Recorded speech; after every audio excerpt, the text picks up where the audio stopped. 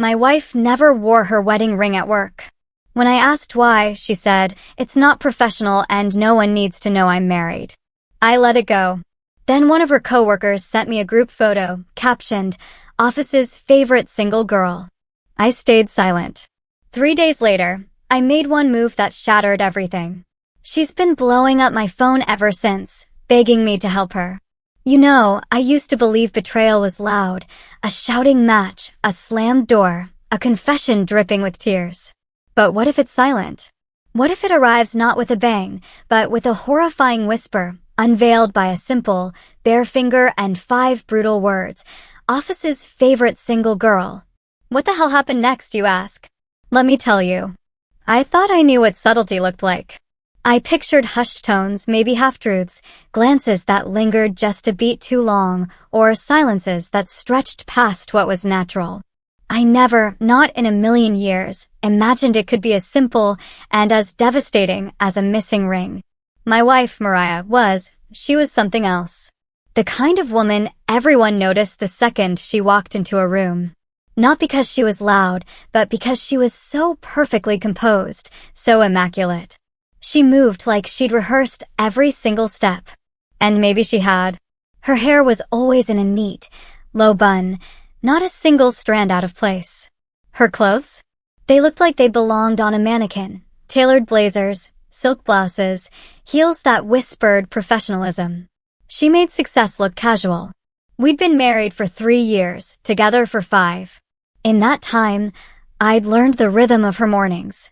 She'd wake before sunrise, grab half a cup of black coffee with 1 sugar, then spend 23 minutes in front of the mirror, soft classical music playing while she applied just the right shade of lipstick. Then a quick kiss, always on the cheek, and out the door. I loved her in that routine. I trusted her in it, which is why I didn't even notice it until that Tuesday. It was supposed to be a small surprise. Her favorite lunch, chicken capri panini with rosemary chips, and one of those ridiculously overpriced hibiscus drinks. Delivered right to her office. She'd mentioned a busy week, hinted at the stress. I thought it would be sweet, thoughtful. A reminder that I still saw her, even in the blur of deadlines and meetings. I signed in at the front desk. The receptionist recognized my name from the holiday party last year, buzzed me up. I made my way to the marketing floor. Her cubicle was sleek, decorated with minimalist gold accents, exactly like her. She smiled when she saw me. That signature smile, the one that used to melt tension like butter on toast. She stood up, leaned in, and gave me a light kiss. "You didn't have to come all the way out here," she said. It was a mix of gratitude and surprise in her voice. I handed her the bag and laughed. "Yeah, well, consider it a peace offering for not doing the dishes last night." And that's when I saw it. Her left hand reached out to grab the drink. Bare. Smooth. No ring. It was quick, just a blink, but my eyes locked onto that absence like a heat-seeking missile. I didn't say anything right away. Just tilted my head slightly. "Forgot something this morning?" She looked confused. Then she followed my gaze and smiled. That polished kind of smile that looked more trained than felt. "Oh, the ring. I leave it off for work. It's not exactly professional." "Professional?" I repeated, trying to keep my tone light, but my throat felt thick. "Clients make assumptions. I don't need to project anything unnecessary." "It's not about us," she said, brushing a loose strand of hair behind her ear. "It's just better this way." That was it. No apology. No awkwardness. No hesitation. I nodded slowly and smiled back, but I felt it. Something inside me, small and quiet, shifted. Buckled. Like the soft crack of an old floorboard beneath too much weight. I didn't even know what it was yet. Couldn't name it. But I felt it. That night, we ate dinner like normal. She asked about my day. I told her about a difficult client. We laughed over a show we'd both seen a dozen times. But every now and then, my eyes would flick down to her left hand. She hadn't put the ring back on. It sat, I assumed, in the little velvet box on her nightstand, untouched. I wanted to ask her again. Wanted to press. Maybe say something like, "It means something to me." Or, "Don't you think that's a little odd?" But I didn't. I told myself it wasn't worth the fight. Told myself she had a point. Women in her position probably did have to deal with all kinds of assumptions. Maybe it was just easier for her. Maybe I was being old-fashioned, insecure, needy. I went to bed that night, thinking about that ring, about the way I had saved for it. 3 years of working extra shifts, taking on side gigs, cutting corners where I could. I remembered choosing the band, platinum, slim, elegant, understated, like her. I remembered how her eyes had shimmered when I placed it on her finger the day I proposed. We stood under the gazebo in her parents' backyard, fairy lights above us, the faint scent of jasmine in the air. She had said yes with trembling fingers and a kiss that made the world blur. And now? It was unprofessional. I lay in bed beside her, our bodies close, but our minds miles apart. Her breathing deepened into sleep while I stared at the ceiling, trying to make peace with the fact that something I thought was solid had begun to crack. And I hadn't even seen it coming. It's funny how the smallest absences leave the largest echoes. One missing ring. One offhand comment. One moment where love looked different than you remembered. That's where it began. Not with betrayal, not with shouting, but with a smooth, bare finger and the silence that followed. In that silence, it had weight enough to shift the ground beneath everything I thought we were. Enough to make me wonder, what else had I missed? It started with a vibration. My phone buzzed against the kitchen counter while I was rinsing out the coffee pot. A simple, forgettable Tuesday morning. I almost ignored it, but something, maybe instinct, maybe that lingering unease from the ring conversation, urged me to pick it up. I dried my hands and glanced at the screen. A message from a number I didn't recognize, but the name that followed it clicked immediately. Devin Morales. Devin was one of Mariah's coworkers. We'd met once, maybe twice. Quiet guy, the kind who wore turtlenecks unironically and used words like synergy in normal conversations. I remembered shaking his hand at her holiday party. He'd complimented Mariah's presentation skills while barely acknowledging me. That had stuck with me more than it should have. So when I saw his name pop up, I frowned. There was no text, just a photo. No context, no greeting, no explanation. I tapped it open, expecting some accidental share or maybe a forwarded meme. But what I saw hit me like a punch to the gut. There was Mariah, my wife, centered in the frame like a cover model. Her head thrown back in laughter, one hand holding a martini glass, the other loosely brushing the arm of the man beside her. She looked stunning. Confident, carefree. But what arrested me wasn't her beauty. It was the context. A crowded bar, dim lights, coworkers gathered close. I recognized a few of them from stories she'd told. That's Jenna from procurement. That's Marcus from PR. They all seemed to orbit Mariah like she was the sun. And maybe, to them, she was. But what made my fingers tremble, what knocked the air out of my chest, was the caption, Ophic's favorite single girl. 5 words. Simple. Casual. Brutal. I stared at that sentence like it had teeth. It didn't just sting, it shredded. I zoomed in. There was no wedding ring on her finger. Again. She wore that same smirk she gave me when she said rings weren't professional. And the hand she used to touch the man beside her? The same hand that used to rest on my chest while she whispered that I was her favorite place in the world. For a long moment, I didn't move. The house around me felt foreign, like I'd stepped into someone else's life. The kettle on the stove began to whistle, but I didn't hear it until the shrill pitch stabbed into the stillness. I turned it off slowly, mechanically, as if in a dream. I wanted to respond. To ask Devin why he sent it. Was it a warning? A taunt? A mistake? But my fingers hovered over the keyboard and never typed a word. Instead, I saved the photo, tucked it into a folder on my phone I'd never needed before that day. I named it Reality. Mariah came home late that night, said something about a client dinner running long. Her cheeks were flushed, her breath carrying a faint trace of gin. She kissed me hello like nothing was wrong, like her whole department hadn't just collectively erased me from her narrative. I watched her move around the kitchen, reheating leftovers, humming under her breath. I studied her like a stranger, trying to find clues, trying to remember if this was the same woman I married or someone entirely new. I asked about her day. She said it was fine. No mention of Devin. No mention of drinks. Definitely no mention of being her office's favorite single girl. I didn't confront her. Not then. Instead, I nodded, listened, laughed at the right moments. But inside, a storm had started. Not a violent, thunderous kind. No, this was colder, sharper.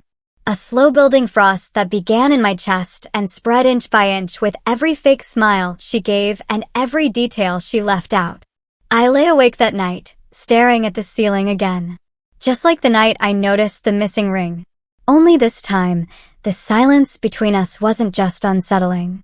It was telling, loud in its absence. And now I had evidence, not just a gut feeling, not just a flicker of suspicion. I had 5 words and a photo that confirmed what I hadn't wanted to admit. Mariah didn't see herself as married. Not really. Not when she was out in the world. Not when it mattered. The next morning, as she got ready for work, I watched her closely. She kissed me goodbye, ring back on her finger for the performance at home. She said, "Love you," like it was a reflex, not a vow. And when the door closed behind her, I sat down at the kitchen table and opened that photo again. I studied every inch of it. Her eyes sparkled, yes, but not for me. That was the hardest part.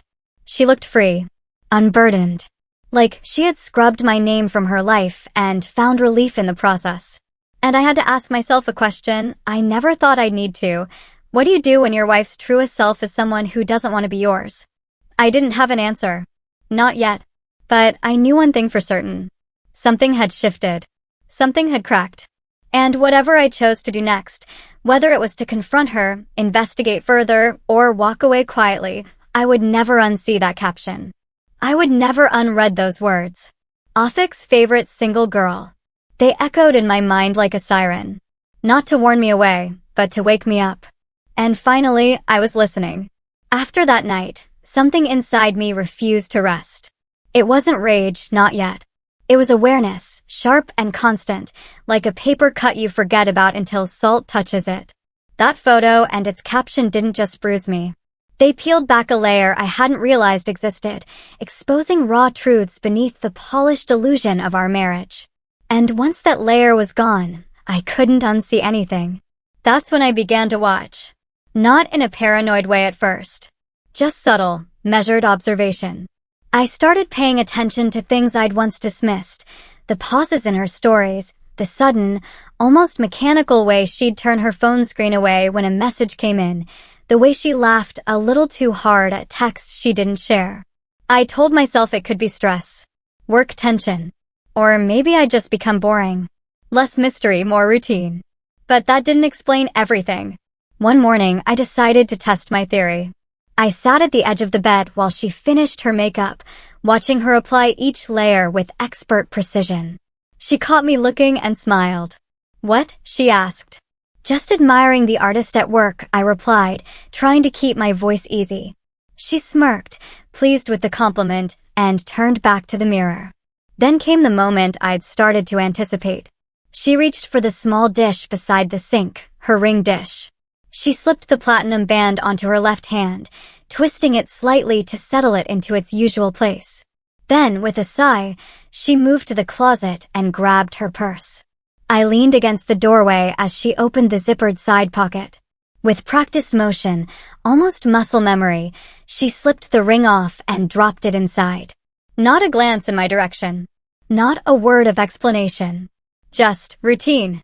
She closed the zipper and straightened her blazer, ready to face the world as Mariah again. Not as my wife. Not as anyone's wife. Just her. Polished. Unattached. Marketable. She kissed my cheek like always. "See you tonight." I forced a smile. "Have a good day."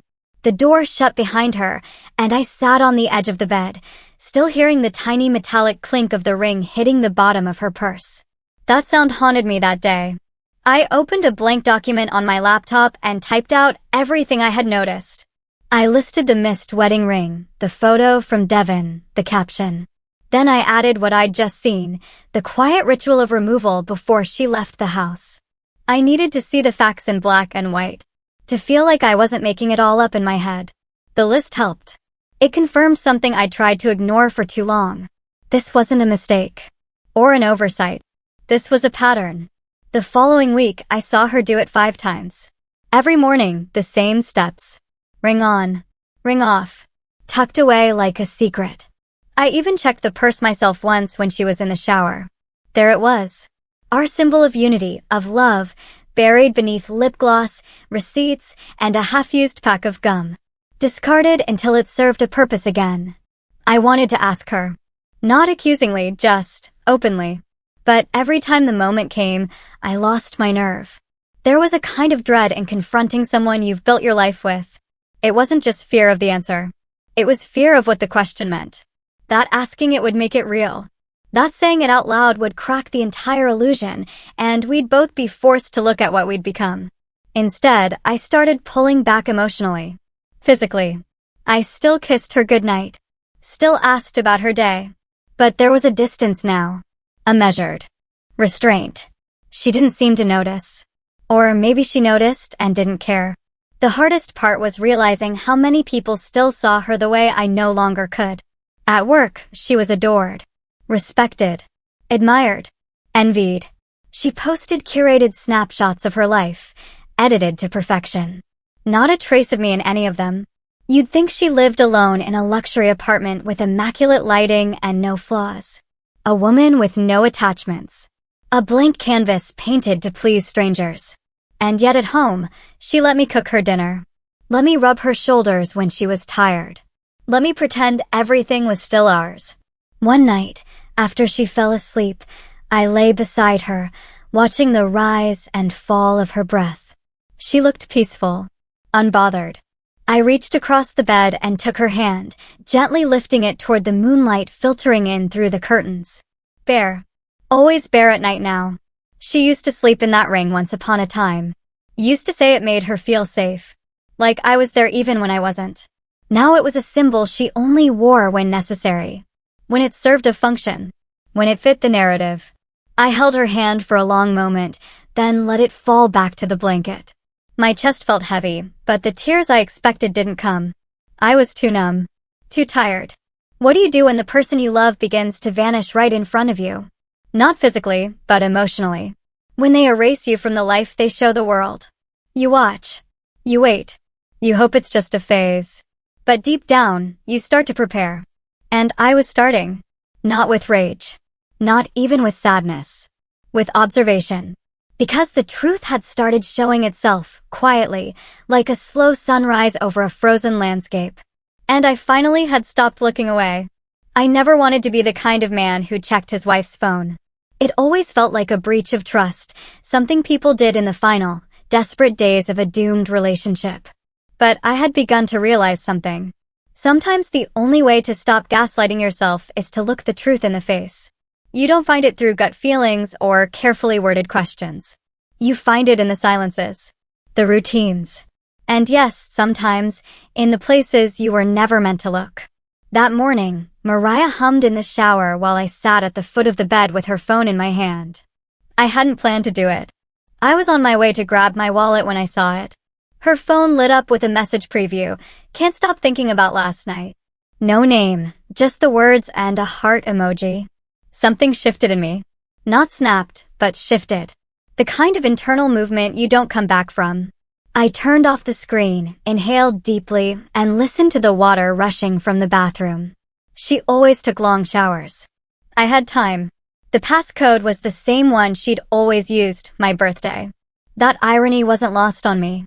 When the screen unlocked, her phone welcomed me with neat folders and tidy rows of apps. It looked innocent, polished. But I knew enough to know that appearances meant nothing anymore. I went to her messages first. I wasn't even sure what I was looking for, just confirmation that I wasn't losing my mind. And there it was, a thread with someone saved as JMKDG, Jordan from marketing. I opened it, and my stomach turned before I even read the words. Photos. Selfies. Not graphic, but intimate. Taken in a car, in an office, in a coffee shop. And then the texts. You looked incredible in that black top today. Let's book another lunch meeting soon. That mole near your collarbone drives me crazy. Her replies were just as revealing. You always know what to say. I dreamed about you again. I'm starting to hate going home. I stared at the screen, my heart slowing in my chest. That last one stayed with me. I'm starting to hate going home. I tried to remember the last time she smiled when she walked through the door. The last time she kissed me like she meant it. And suddenly, all the blanks began to fill themselves in. Still, I wasn't done. I kept digging. Her Instagram was next. Not the public one. That account was spotless, full of corporate wins and brunch aesthetics. But buried in a vault app she'd downloaded, cleverly disguised as a calculator, was another account. A burner. Or something close to it. Username at @just_Ria. No wedding photos. No mention of me. Dozens of posed selfies, cryptic captions, flirtatious comments from men I didn't know. The bio read, just a girl living her truth. Her truth, apparently, did not include me. Then came the dating app. I knew she had deleted the old apps off her phone when we got married. But tucked between Spotify and Google Maps was an unfamiliar icon, a lion. I tapped it, half hoping it required a login, half hoping it didn't. It opened immediately. There she was. A profile as vivid as it was false. Name, Ria. Age, 29. Occupation, creative consultant. Single. The photos were edited for maximum charm. Her bio, looking for a real connection in a curated world. I laughed out loud. I actually laughed. A dry, bitter sound that startled even me. A real connection? While sleeping next to her husband. While using our shared money to pay for brunches and hotel stays and God knows what else. I didn't rage. Didn't throw the phone. Didn't barge into the bathroom and demand answers. I just sat there, with the weight of it all pressing into me like gravity had tripled. And I did something she probably never imagined I would. I started planning. By the time she stepped out of the shower, towel wrapped around her body, humming to herself, I had already placed her phone gently back on the nightstand. I didn't look up when she passed by. I just pretended to scroll my own feed, nodded absently when she said she was running late. She left in a hurry as always. Ring tucked neatly into her purse. Smile rehearsed and tight. The door clicked shut behind her, and I began my list. I opened a notebook and wrote at the top, exit plan. 1. Find a place to stay. Temporarily. Somewhere she wouldn't look. 2. Close the joint account quietly. 3. Remove personal items from the apartment. 4. Make copies of the screenshots. Secure backups. 5. Talk to a lawyer. 6. Disappear. That was the word I kept circling. Disappear. Not vanish out of cowardice, but out of control. I wanted her to feel it. Not a fight. Not a scream. But a presence removed. I wanted her to walk into that apartment one day and realize that everything she pretended to value had walked out the door without slamming it. That day, I didn't eat. I didn't work.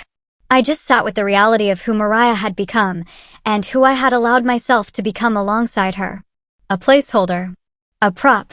A man who once gave her his whole heart, only to be edited out of her story for clout and convenience. By the time the sun dipped behind the city skyline, I had copied everything to a flash drive, backed it up on the cloud, and written an email to a lawyer I found through a referral from Theo. I didn't send it yet. I needed to be precise. I needed the timing to be mine. That night, I didn't sleep beside her. I stayed in the guest room and told her I wasn't feeling well. She barely noticed. Didn't press. Just mumbled, "Hope you feel better," and turned over. She had no idea. Because the difference between a man who's hurt and a man who's planning is silence. And I had mastered it. 3 mornings later, I stood in the hallway of our apartment, watching Mariah adjust the collar of her blazer in the mirror. She looked sharp. Poised, every inch the woman I once thought I knew. She grabbed her purse, the same one with the side pocket, and slipped the ring into it like she was brushing lint from her sleeve. No hesitation. No thought. Just part of the morning routine. A ghost of a smile crossed her face as she turned toward me. "Wish me luck. Big pitch today," she said, already walking toward the door. "Good luck," I replied, my voice even, steady. She leaned in, kissed my cheek without meeting my eyes, and left. And with that, the curtain dropped on her illusion. The door hadn't even clicked shut before I moved. Everything I'd prepared for the last few days came to life in coordinated, practice steps. I'd packed the night before, 2 suitcases and a box of essentials hidden in the back of the hallway closet behind old coats we never wore. I carried them to the door quickly, methodically. Heart pounding, but hands steady. This wasn't panic. This was execution. The apartment was eerily quiet, but I could still feel the echo of her heels in the hallway outside. It felt symbolic, those last steps of hers, oblivious to the fact that her audience had already walked out of the theater. I loaded the car in under 10 minutes. My laptop bag went in last, zipped shut around a flash drive full of evidence, a folder of legal forms, and a printed copy of our marriage certificate. Ironic, I know. I stood at the front door one last time. Our wedding photo still hung on the wall in a silver frame she'd picked out. She looked radiant in it. I looked proud. Naive, maybe. I took the photo down, not out of sentiment, but as a reminder. I tucked it face down into a drawer and left the space above the console table blank. Then I did the thing I knew would leave the deepest mark. I went to the shared account. The one we'd been building together since our 2nd anniversary. $37,000. That money was supposed to be for a future. A house. A child. Something that looked like a real marriage. I had surprised her weeks ago by adding her name to it, thinking it was a gesture of trust. That trust was now a blade in my back. So, I closed it. Transferred every cent into a new account in my name only. I didn't drain it to be cruel. I drained it because it was mine. Every dollar was from my overtime shifts, from freelance design projects taken late into the night, from missed birthdays and holidays I spent working while she posted brunch photos. If she wanted independence, she would have it. Fully. Completely. By noon, I was gone. Theo's guest house was just outside the city. Modest. Clean. And most importantly, off the radar. He didn't ask many questions, which is one of the reasons I trusted him. "You okay?" was all he said when I arrived. "Not yet," I told him. "But I will be." I spent the afternoon disconnecting. Cancelled our shared streaming accounts. Logged her out of everything I had paid for. Turned off my phone and activated a new one with a temporary number. The only people who had it were Theo, my lawyer, and my sister. Then I sat on the little porch of the guest house and watched the sun move behind the clouds. It should have felt lonely, but it didn't. It felt clean. Like standing outside after a storm. The world damp, but new. At exactly 2:06 p.m., the messages started coming in. First, "Hey, did you cancel the florist?" They said the card bounced. Then, "Rico, did you close the wedding account?" The one that came an hour later was different. "Please. We can fix this. Talk to me." I read each one without responding. Each ping of my phone was a reminder that control was slipping from her hands. By evening, she would walk into our apartment, her apartment now, and find it emptied of me. No warning. No goodbye. Just absence. I imagined her walking through the living room, calling my name, opening drawers, checking closets. Seeing the open space where my keys used to hang. And then finally, opening the bank app. Seeing the zeros. The closed account. That, I imagined, would be the moment her carefully manicured world would split down the middle. And I wasn't there to soften the fall. I didn't leave her to hurt her. I left because staying meant dying slowly. A quiet erosion of self. A man living as a placeholder, a shadow, a convenience. I had become invisible in my own marriage. And when someone makes a habit of hiding their ring, of presenting themselves to the world as single, they're not just betraying a commitment. They're erasing you. So I erased myself. On my terms. As night settled, I sat in the dark of the guest house and let the quiet wrap around me. No perfumed pillows. No curated, Instagram-perfect living room. Just the hum of a ceiling fan and the weight of truth finally aired out. This was the move she never saw coming. Not because I was incapable, but because she never believed I'd choose myself over her. She was wrong. By 2:17 p.m., the first voicemail came in. "Rico, I don't know what's going on," Mariah's voice said, forced calm hiding beneath a strange smile I could almost hear. "The florist just called. They said your card didn't go through. Did you forget to update it? Can you call me back?" I didn't. At 2:43 p.m., another one came in. This time, clipped and sharp. Okay, not funny. I called the bank. Did you seriously close the wedding account? Where's the money, Rico? The money? Not, what's wrong? Not, are you okay? Just, where's the money? That told me everything I needed. By 3:05, her texts became a flood. Paragraphs alternating between confusion and blame. I'm worried about you. Where are you? If this is about the photo Devin sent, can we please talk like adults? I didn't cheat. I just needed some freedom. That doesn't mean I don't love you. I read each one. I didn't respond.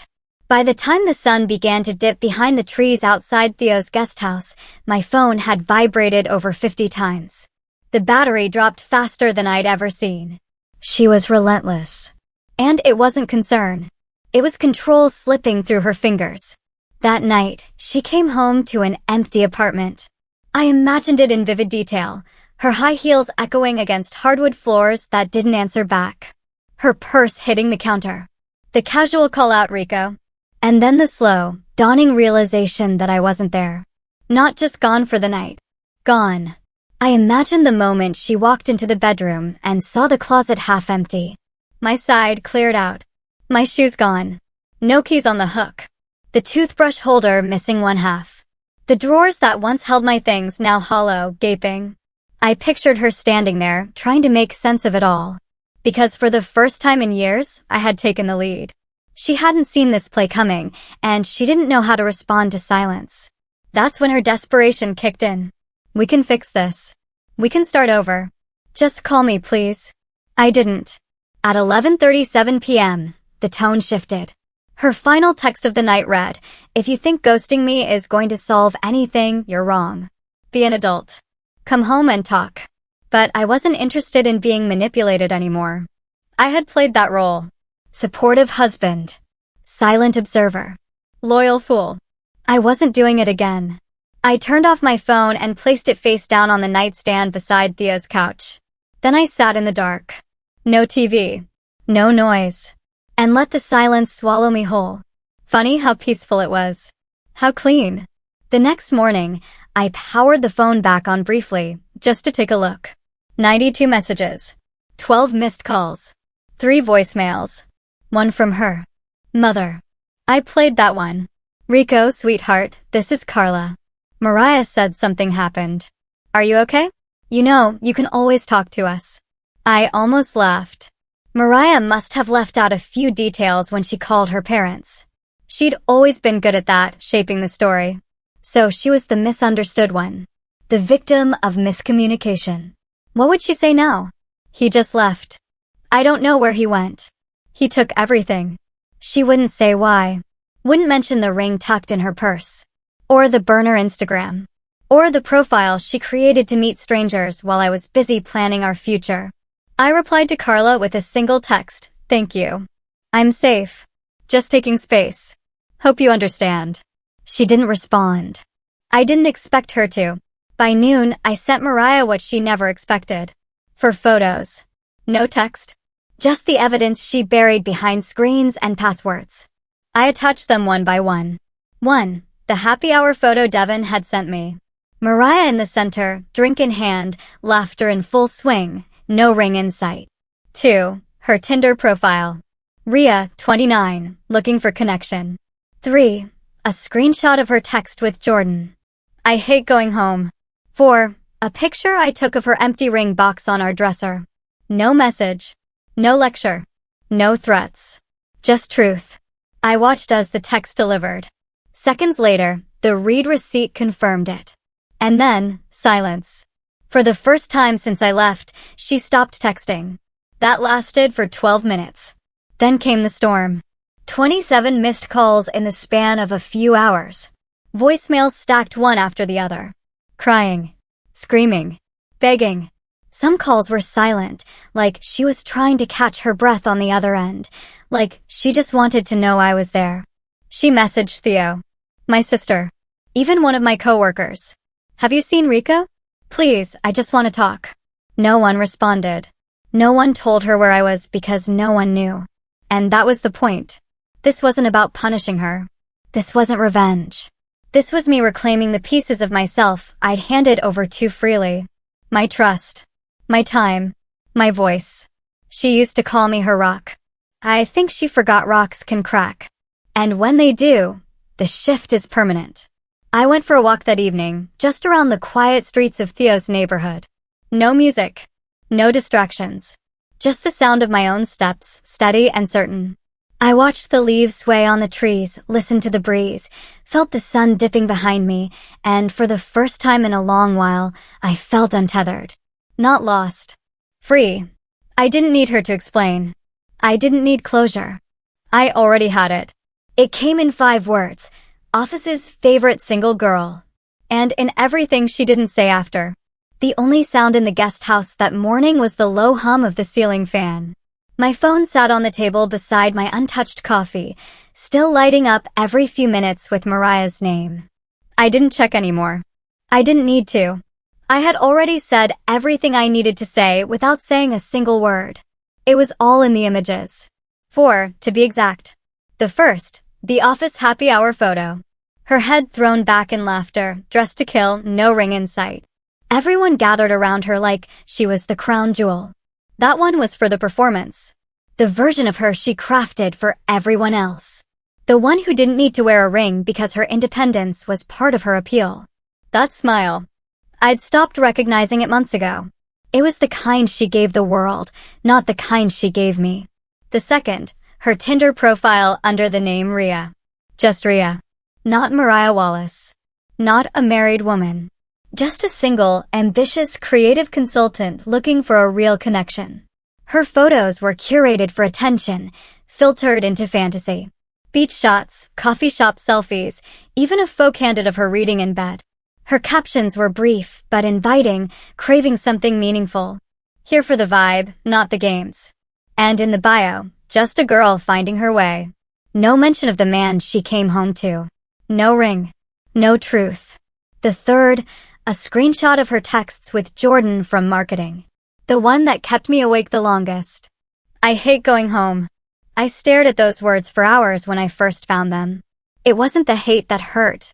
It was the ease. The familiarity. That wasn't a spontaneous confession. That was something built over time, brick by brick, message by message. He called her baby. She said soon in reply. And it didn't take much to read between the lines. I wasn't just absent in her world. I was unwanted in it. The fourth image. The ring box on our dresser, open and empty. The one she used to hold close to her chest when we moved into our apartment.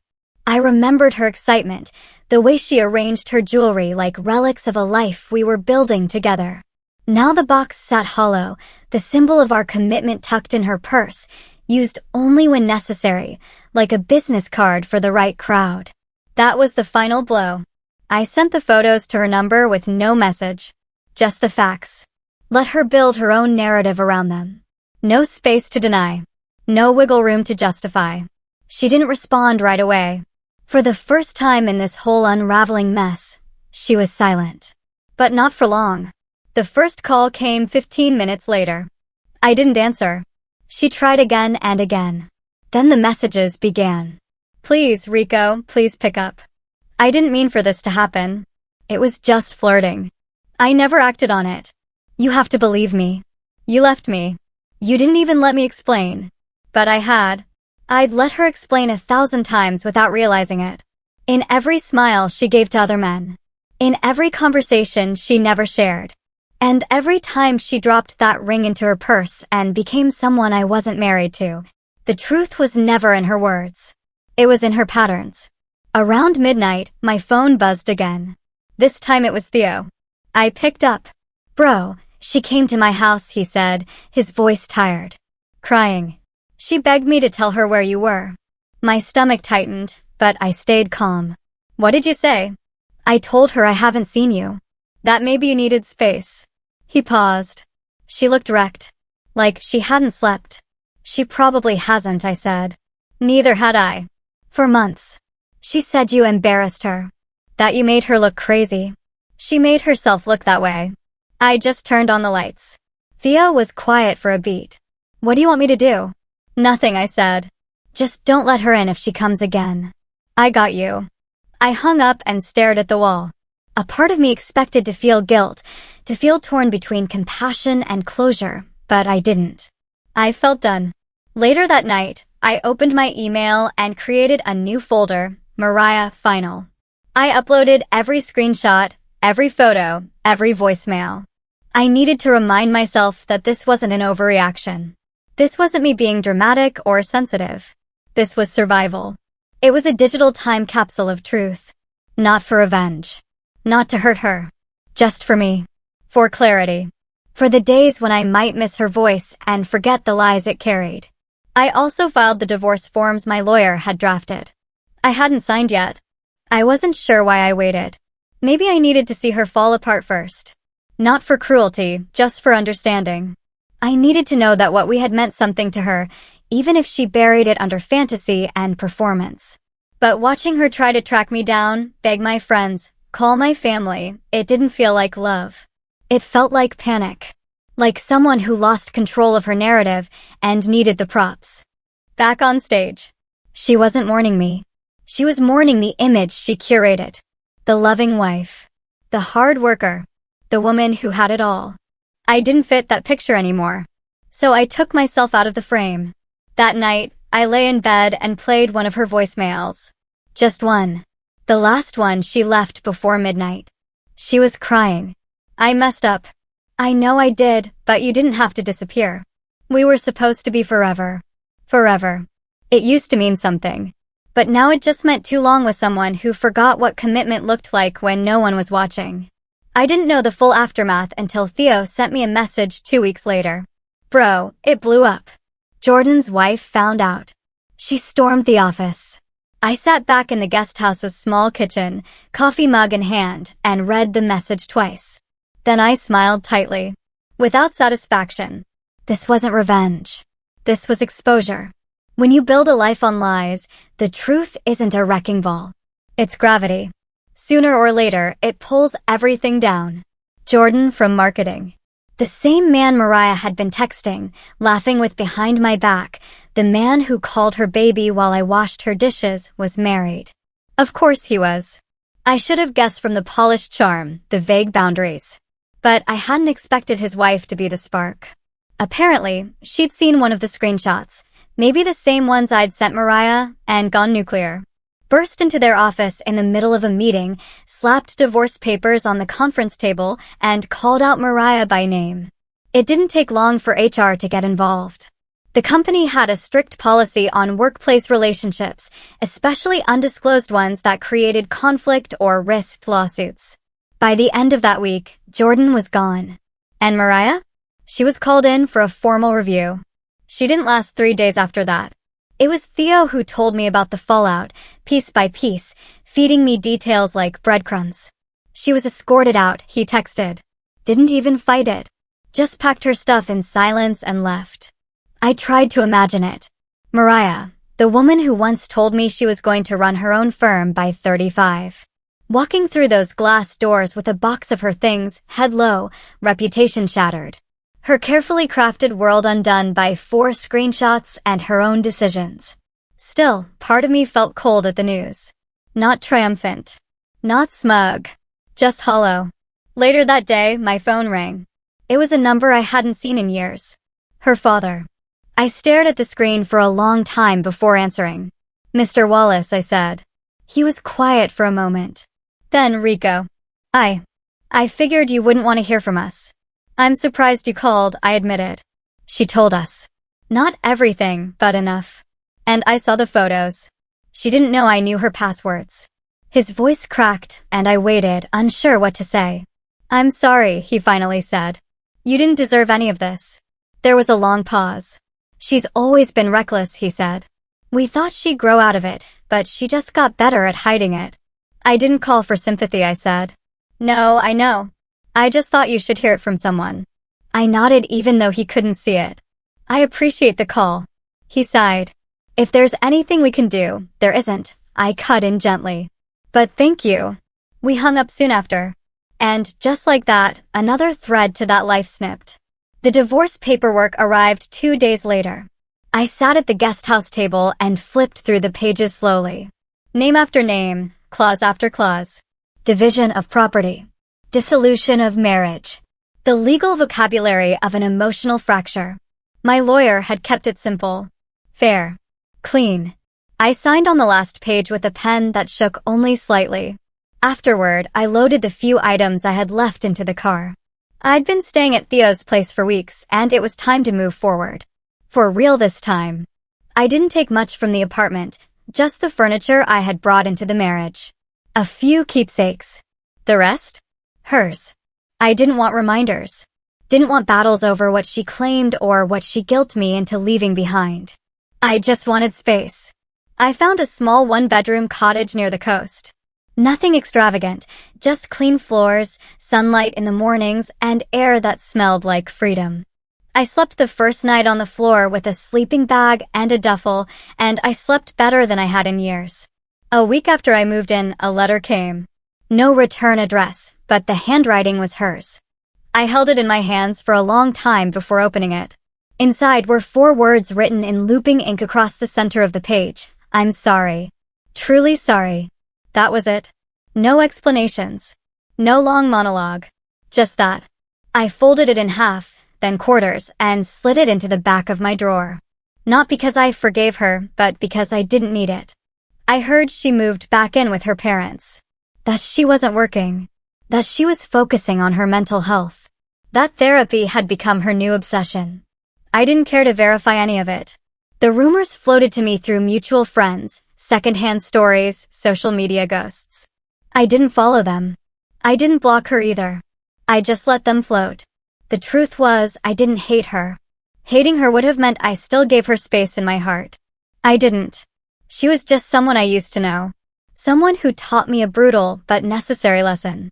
You can give your whole heart to someone, but if they never intended to hold it carefully, it will shatter in their hands. And when it does, you don't ask them to rebuild it. You learn to do it yourself. I boxed the ring that week. Not to keep it, but to sell it. I knew I wouldn't get what I paid for. But I didn't need the money. I needed the closure. The email came in the middle of the night. No subject line. No greeting. Just 3 sentences that pulsed on my screen like bruises. I'm facing eviction. I maxed my credit card. I need help. No punctuation. No apology. Just desperation poured into pixels. She hadn't contacted me in nearly a month, not since the letter. I had let her silence speak for itself. I assumed she was rebuilding, sweeping up the shards of the life she'd broken and piecing something together on her own. But here she was, reaching out again. Not with remorse. Not with a clean slate. Just with need. I stared at the message for a while, unmoved. I didn't even feel anger, which was telling. There had been a time when any message from her would have sent my pulse through the roof. But now? Nothing. Like watching the weather in a city I no longer lived in. I closed the email. Tried to sleep. I couldn't. The next morning, I called her. Not because I wanted to reopen anything, but because some part of me needed to hear what she sounded like on the other side of everything. A man doesn't walk through fire and come out unchanged. And neither does the one who set the blaze. The phone rang once, twice, then she answered. Rico? Her voice was small. Trembling. It wasn't the voice of the woman who used to command rooms, who strutted through meetings and ordered wine like a sommelier. It was the voice of someone unmade. I got your email, I said. Silence on the other end. You're being evicted? I asked flatly. Soon. I haven't paid rent in 2 months. I thought I'd get something by now, but I didn't. No one will hire me. People talk. People don't talk, Mariah. Actions echo. She inhaled sharply. Please don't do this. I stayed quiet. I wasn't going to make it easy. Not this time. I made a mistake, she said, her voice cracking. A lot of them. I was selfish and stupid. And I pushed away the one person who actually cared about me. I didn't mean for any of this to happen. You didn't mean for what? I asked, my voice colder than I expected. For me to find out? For your other life to bleed into the one we built together? Or for you to end up alone when the lies caught up to you? I didn't think you'd actually leave, she whispered. There it was. The truth inside the truth. She never believed I'd choose myself. Never imagined I'd walk away, take my silence with me, and leave her in the space she emptied out long before I physically moved. I was your husband, I said. I fought for us. I sacrificed for us. I watched you become a version of yourself that didn't include me. And I still hoped. I still stayed. I know. Do you? I asked. Or do you just miss the version of me that made your life easier? She didn't answer. The silence between us stretched long. Heavy. I thought about all the nights I used to lie awake next to her, wondering where we went wrong. Wondering if I was too sensitive, too needy, too boring. When in reality, I just expected honesty. I'm not calling to ask you to come back, she said finally. I know I destroyed that. I need help. I nodded even though she couldn't see it. You had a husband, I said. A good one. You chose to pretend you didn't. You wore your single status like perfume. You made choices, Mariah. Now you have to live with them. You're not even a little sorry for how you left? She snapped suddenly, her voice rising. You just disappeared like I meant nothing. I didn't leave you because you meant nothing, I said quietly. I left because I finally realized I meant nothing to you. Her breath caught. I gave you my trust and you turned it into a costume. Something you wore at home and removed when you left the house. You lied to me and you lied to everyone else. I'm not your emergency exit. I know I hurt you, she said. But I'm hurting now too. You didn't think about that when you created Rhea? When you whispered to Jordan? When you told the world you were single? I was scared, she said. Of being small. Of being ordinary. I let that sit for a moment. Then I replied, then you got what you wanted. You're not small now. You're unforgettable. For all the wrong reasons. She sobbed on the other end. Deep. Guttural. The sound of a collapse. I didn't find joy in it. Just finality. I wish I could go back, she said. I wish I could undo everything. You can't. Rico, please. Just help me this once. Alone. Anything. I'll pay you back. No, I said, calm as ever. No. Her voice was full of disbelief. After everything? Exactly. Because of everything, I said. This isn't punishment. This is consequence. She was silent, breathing through tears. Maybe still hoping I'd cave. I didn't. This is the last time we speak, I said. Take care of yourself. I hope the therapy works. I really do. But I'm not your safety net anymore. I stopped being that the day I packed my bags and chose myself. I ended the call before she could respond. Then I blocked the number. The silence that followed was sharp. It wasn't peaceful this time. Not right away. It was the kind of silence that burns first, then cools. A necessary closing of a chapter 1 had left cracked open too long. I stepped outside, phone still in hand. The sky was wide and blue, the wind brushing through the tall grass. I took a breath and let the air fill every corner of my chest. No wait. No ring. No pretending. That was the final call. And this? This was the first morning I felt completely free. It's been 4 months. 4 months since I packed my bags. 4 months since I heard Mariah's voice. 4 months since I answered a call that once defined my entire world. And in that time, I've learned that peace doesn't come as a thunderclap. It arrives as a quiet whisper, then lingers in the corners of your new life like sunlight seeping through blinds. I sold the ring last week. I didn't tell anyone. It wasn't a ceremony, no farewell speech, no silent reflection. Just me standing in a small, well-lit pawn shop, handing over the platinum band I once bled hours of work for. The jeweler examined it carefully, waited, checked the stone's clarity like it was some antique relic. How long were you married? He asked, not looking up. 3 years, I said. He nodded, almost respectfully. Sometimes the things that cost the most aren't worth keeping. I got less than I paid, of course. Life is like that. You invest your all and still walk away with less than you started with. But I didn't flinch. I took the cash and left the store lighter. Not poor. I used the money to sign up for something unexpected, a photography class. It had been years since I held a camera with purpose. I used to shoot cityscapes for fun before life turned into spreadsheets and silent dinners. The instructor, an older woman named Gwyn with streaks of silver in her hair and laugh lines deep as valleys, told me on the first day, "Shoot what you want to remember, not what you're told to capture." That hit harder than I expected. Now I walk every morning, before the town wakes, before my mind has time to clutter. And I photograph whatever pulls at me. A cracked window, a heron in mid-flight, a father lacing his kids' shoes at the bus stop. Details. Real things. Things people pass by without seeing. And somehow in those frames, I found pieces of myself I thought Mariah had erased. I also box now 3 times a week. It started as something Theo suggested to get the frustration out, but it turned into a ritual. Not about the punching, it's about the rhythm, the control, the breathing. There's something clarifying about facing a mirror, fist raised, and realizing you're no longer hitting back at someone. You're just meeting yourself in motion. I reconnected with friends I hadn't seen in years. People who had drifted when I started bending my life to fit Mariah's. I hosted my first dinner in the new place. A modest spread, paper plates, mismatched chairs, and it was the loudest laughter I'd heard in years.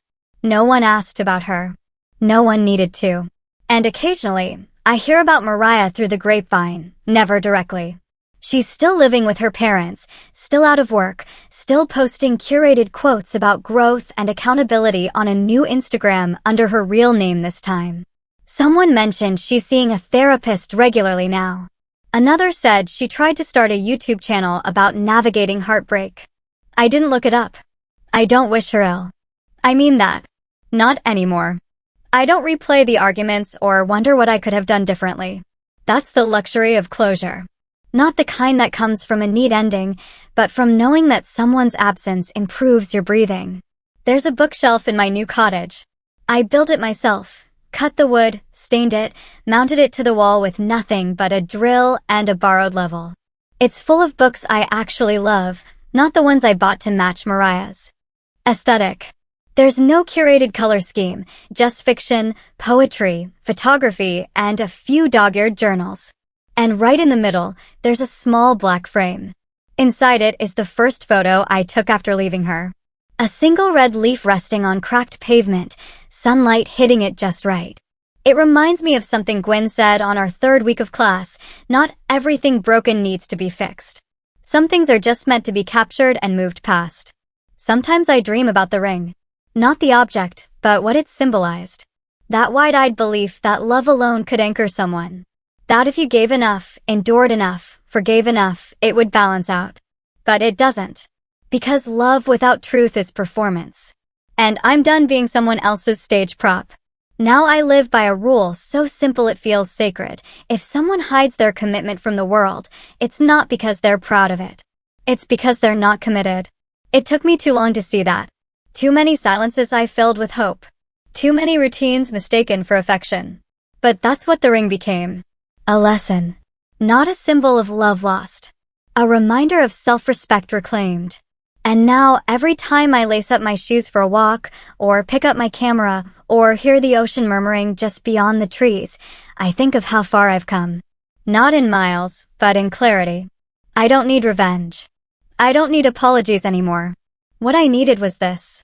To step fully into a life that no longer required me to shrink, compromise, or beg to be seen. Sometimes the loudest form of self-respect is silence. And the strongest move you can make is to leave. So, after hearing my story, what would you have done in my place? Have you ever had to choose yourself over a relationship you thought was everything? I'm genuinely curious to hear your thoughts and experiences. Let me know in the comments below.